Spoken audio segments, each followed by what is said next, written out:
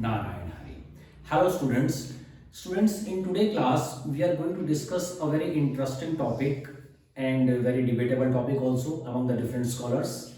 And the topic is, what was the Ashoka role in the downfall of Mauryan dynasty?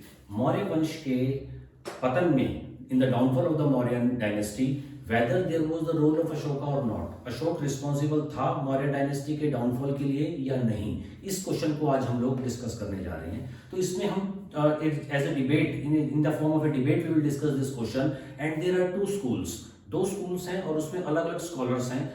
Group A और group B में हम इसको देखेंगे.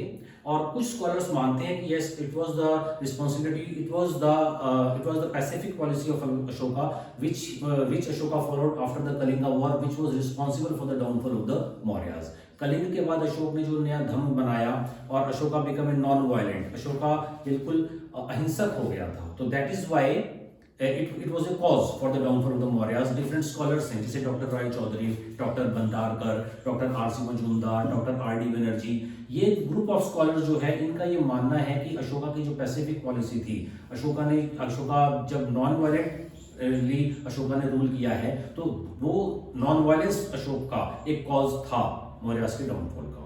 दूसरा group है जिसमें आर.के. मुखर्जी और डॉक्टर नीलकंठ शास्त्री, उनका ये मानना है कि अशोका ने जब धर्म को फॉलो किया, अशोका नॉन वायलेंट हुआ, लेकिन he was not responsible for the downfall of the Mauryas dynasty because he didn't reduce the forces. Ashok ने अपनी फोर्सेस को, अपनी आर्मी को, मिलिट्री को, उसको कम नहीं किया था, उनका जो नंबर था उसको कम नहीं किया था. And that's why he was not responsible for the downfall of the Maurya dynasty. Let us discuss this topic. देखिए स्टूडेंट्स, फर्स्ट ग्रुप जो ये है, इसमें हम लोग डिस्कस करेंगे कुछ स्कॉलर्स जो फेवर में थे मौर्यस के, इस थ्योरी के फेवर में थे कि अशोका रिस्पॉन्सिबल था मौर्यस के डाउनफॉल के लिए. तो फर्स्ट है डॉक्टर रॉय चौधरी. डॉक्टर रॉय चौधरी का ये बोलना है कि non violent policy severely affected the military efficiency. उनका ये मानना था कि जो मिलिट्री, जो उनके सोल्जर्स थे, उनके माइंड में ये बात आ चुकी थी कि अब अशोक जो है नॉन वायलेंट हो चुके हैं, तो कहीं ना कहीं he would not go for the war. अब वो वॉर नहीं करेंगे. अगर किंग, कमांडर ही वॉर नहीं करेगा तो सोल्जर्स कहीं ना कहीं डिमोरलाइज हो जाएंगे. तो that's why doctor Roy Chaudhary ने बोला है कि non violent policy severely affected somewhere the military efficiency, and that's why इन्होंने अशोका को रिस्पॉन्सिबल ठहराया है. He held Ashoka responsible for the downfall of the Mauryas. Second is Dr. Bhandarkar. Dr. Bhandarkar ने क्या बोला? Dr. Bhandarkar says that the policy of Ashoka that was changed from Bheri Ghosh to Dham Ghosh was a political disaster but spiritually glorious. तो इसका क्या मतलब हुआ कि भेरी घोष का क्या मतलब होता है? भेरी घोष का मतलब होता है वॉर ड्रम्स. तो जब वॉर होती थी पहले, तो वॉर ड्रम्स बजते थे, नगाड़ा जिनको बोलते हैं, कि इसका मतलब हुआ कि वॉर ड्रम्स का मतलब, भेरी घोष का मतलब कि now the king is going to war. King war करने के लिए जा रहा है और अपना एरियाज को, पॉलिटिकल बाउंड्रीज को वो इंक्रीज करेंगे. लेकिन डॉक्टर भंडारकर ने क्या बोला कि धम घोष, भेरी घोष से जब वो धम घोष पर आ गए, भेरी घोष का मतलब वॉर ड्रम्स और धम घोष का मतलब कि अब अशोका वॉर नहीं करेंगे लेकिन धर्म को प्रोपगेट करेंगे, धर्म को फैलाएंगे. तो भेरी घोषा कन्वर्टेड इनटू द धम घोष. तो ये पॉलिटिकल डिजास्टर्स था. पॉलिटिकल डिजास्टर मतलब मौर्यास का डाउनफॉल हुआ, लेकिन spiritually it was glorious. Spiritually glorious का क्या मतलब हुआ कि अशोक ने जो नया धर्म बनाया वो एसेंस था ऑफ ऑल द धर्म्स. उसके अंदर जितने भी धर्म्स थे उस टाइम, उन सब के अच्छे पॉइंट्स जो थे, गुड पॉइंट्स, वो अशोक ने अपने नए धर्म के अंदर उनको अडॉप्ट किया. जब नए, और इसी कारण that dharma was acceptable to people of each and every dharma, क्योंकि हर धर्म के लोगों के व्यूज और प्रिंसिपल्स अशोक के धर्म में थे. तो और इससे लोगों का अपलिफ्टमेंट हुआ, उनका मोरल अपलिफ्टमेंट हुआ. तो दैट्स व्हाई भंडारकर ने बोला है कि भेरी घोषा टर्न इनटू धम Ghosh, but it was a political disasters था क्योंकि मौर्य का डाउनफॉल हो गया.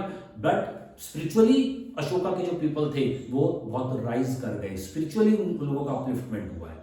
थर्ड स्कॉलर है हमारे doctor R C. Majumdar. R C. Majumdar ने बोला कि empire was founded by the policy of blood and iron, and a policy of blood and iron only could maintain the empire. तो ब्लड एंड आयरन की policy का क्या मतलब है? जैसे ब्लड एंड आयरन की पॉलिसी आप लोगों ने मेडिवल इंडिया में भी, दिल्ली सल्तनत में बलबन जो सुल्तान था उसने भी फॉलो किया था policy of blood and iron. तो policy of blood and iron का मतलब होता है कि कंप्लीटली वायलेंस के ऊपर वो लोग वायलेंस को फॉलो करते थे अपने एम्पायर को एक्सटेंड करने के लिए। तो अशोक ने भी ब्लड एंड आयरन को फॉलो किया। कलिंगा वॉर में बहुत ज्यादा ब्लड एंड आयरन की पॉलिसीज ने फॉलो की और lots of bloodshed was there and countless people died in the Kalinga war and that's completely change the heart, mind and even soul of Ashoka and that's why he turned his path from Bheri Ghosh to Dhamma Ghosh. तो blood of iron की पॉलिसी में अशोक का जो assertion हुआ, अशोक जब गद्दी पर आए तो वो ईयर था 273 बीसी और जो उनका कोरोनेशन हो रहा है वो हो रहा है 269 बीसी में। तो जो ये 4 साल का जो गैप पीरियड था, इस 4 साल में क्या होता रहा?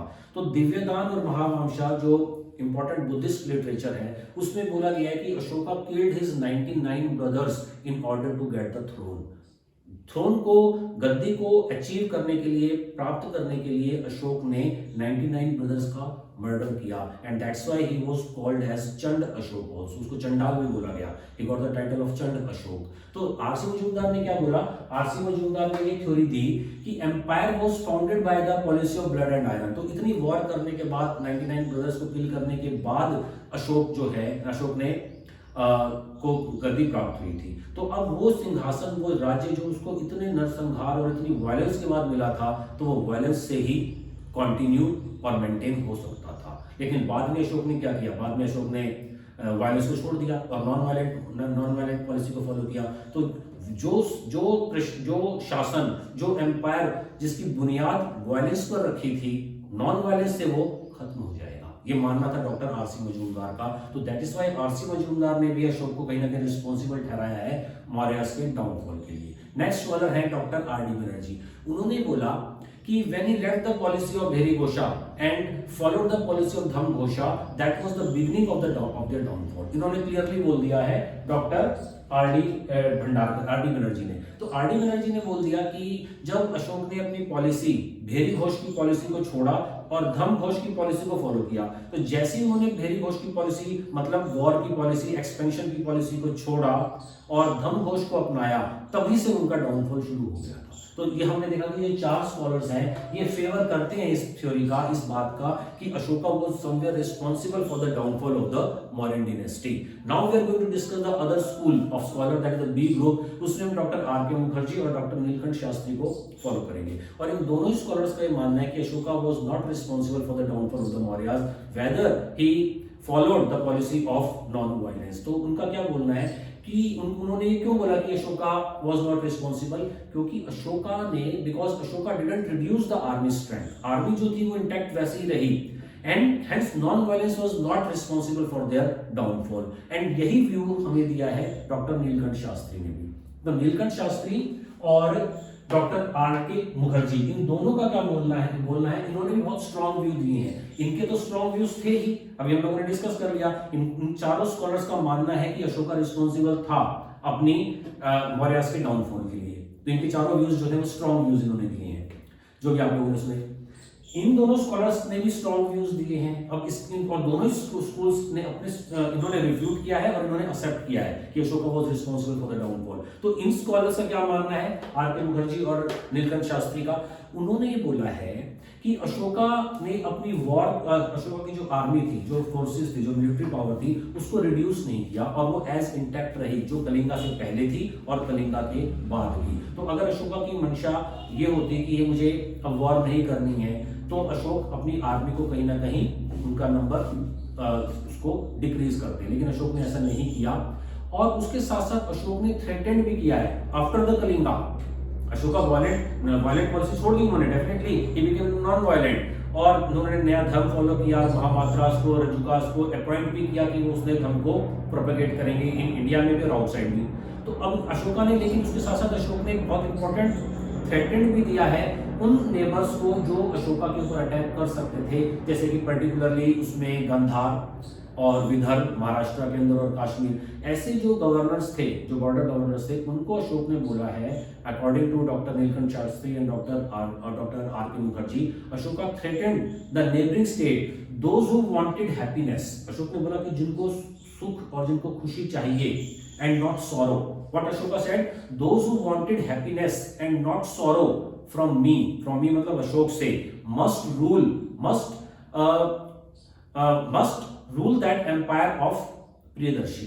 तो उनको क्या करना चाहिए, उनको जो प्रियदर्शी का जो एम्पायर है उसको, और प्रियदर्शी मीन्स अशोका को प्रियदर्शी बोला जाता है, उसकी पॉलिसी को उनको फॉलो करना पड़ेगा और उनका कोई भी mischievous act Ashoka would not tolerate. तो अशोका के अगर एम्पायर के ऊपर अगर अटैक होता है तो उस चीज में अशोका वायलेंटली उनको फेस करेंगे, even after the Kalinga also. तो इस वजह से हम लोग बोल सकते हैं कि जो थ्योरी दी है आर के मुखर्जी ने और नीलकंठ शास्त्री ने भी, कि अशोका ने थ्रेटन दिया है, अशोका ने धमकी दी है कि अगर नॉन वायलेंट होने के बाद भी उनके ऊपर कोई अटैक करता है तो फिर उसको उन्हीं की भाषा में जवाब दिया जाएगा। क्योंकि अशोक ने बोला, because Ashoka threatened the neighbouring states, those who wanted happiness and not sorrow from Ashoka, they must fulfil the requirement of धम ऑल्सो, कि अंपायर और प्रियदर्शी अशोक उसको टॉलरेट नहीं करेंगे अगर वो उनके ऊपर अटैक करते हैं तो। और उसके बाद फिर हम एक चीज और हम इसमें डिस्कस करने वाले हैं कि अशोका का एक डिप्लोमेटिक फेस भी हमें यहाँ पर दिखाई देता है, डिप्लोमेटिक फेस ऑफ अशोका, कि even violent Ashoka could rule how long. इसमें हम ये बोल सकते हैं कि अगर अशोका इसमें वायलेंटली अगर रूल करते भी रहते तो कब तक रूल कर सकते थे। जैसे औरंगजेब ने भी वायलेंटली रूल किया, और जो ये बोला जाता है कि Deccan ulcer become the cause of the downfall of the Aurangzeb also. और तो वायलेंस करने की भी एक लिमिट होती है, उस लिमिट के बाद भी उनका डाउनफॉल होना ही था। तो एक ये भी पॉइंट इसमें दिया जाता है। और डिप्लोमेसी ऑफ अशोका में हम डिस्कस करेंगे कि Ashoka knew very well to control and defeat the distant governor by sword was not a permanent solution. अगर डिस्टेंट गवर्नर्स को और अपने एनिमीज को स्वॉर्ड से कंट्रोल करना, तलवार से कंट्रोल करना एक परमानेंट सॉल्यूशन नहीं है। परमानेंट सॉल्यूशन क्या है, जब हम उनका हार्ट, माइंड, उनकी सोल को ही चेंज कर देंगे। तो हार्ट और माइंड जो है वो स्वॉर्ड से चेंज नहीं हो सकता।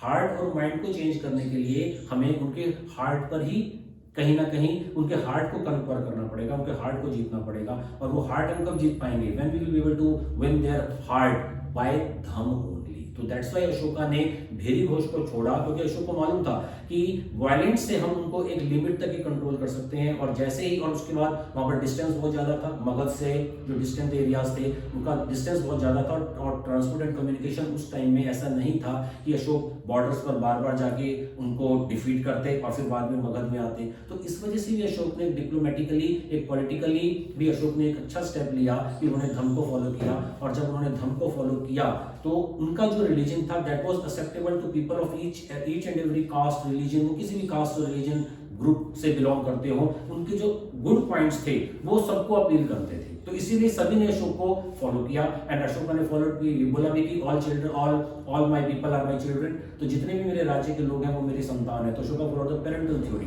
अशोका फॉलो पेरेंटल थ्योरी, और उसके साथ अशोक ने बहुत पब्लिक यूटिलिटी के वर्क भी किए। तो दैट इज व्हाई अशोका ने डिप्लोमेटिकली बिना युद्ध किए ही अपने एनिमीज को जीत भी लिया। तो that was the diplomacy of Ashoka. तो इसमें हम कहीं ना कहीं बोल सकते हैं कि आर के मुखर्जी और नीलकंठ शास्त्री ने जो पॉइंट्स दिए हैं कि वायलेंट, नॉन वायलेंटली होने के बाद भी अशोका वायलेंस के लिए तैयार भी थे, और उन्होंने थ्रेट भी किया अपने नेबर्स को, अपने उन गवर्नर्स को जिनसे अशोका को कहीं ना कहीं फ्यूचर में खतरा हो सकता था, कि वो अशोका के धम को उसकी कमजोरी ना समझे। If they attack on Ashoka then they would be given answer in the same language. So that's why that was the role of Ashoka in the downfall of Maurya dynasty. Some scholars believe that, but other scholars refute that. Okay, students, so that was the topic.